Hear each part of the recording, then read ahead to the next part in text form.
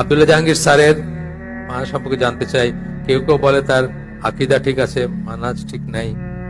না, উনি যেটা, ওনার ব্যাপারটা হচ্ছে যে আমি ওনার সাথে ট্রাভেল করছি, ওনার সাথে থাকছি, আমি কোথাও কোনো সমস্যা দেখি নাই। আপনি কইতে পারেন যে উনি ওনার শ্বশুরকে কেন ত্যাগ করলেন না, এটা যদি বলেন, শ্বশুরকে ত্যাগ করাটা তো জরুরি না, জরুরি নাকি? শ্বশুরকে ত্যাগ করাটা জরুরি না, কিন্তু শ্বশুরের বাড়ির অন্যান্য ব্যাপারগুলোর সাথে তো উনি না। এমনকি ওনার শালাও নাকি একেবারে, যিনি এখন এখানকার মুরব্বী আর কি, উনিও সৌদি আরবে পড়াশোনা করছেন এবং উনি ডিপ ইনসাইড, মানে একটা ইসের থেকে হয়তো বাইর হইতে পারেন না বা সবসময় বাইর হওয়া সম্ভব না, কিন্তু উনি নাকি একেবারেই আহলে সুন্নাত জামাত ফলোয়ার আর কি। উনি আমাকে বলছেন, আব্দুল জাহাঙ্গীর ভাই আমাকে বলছেন।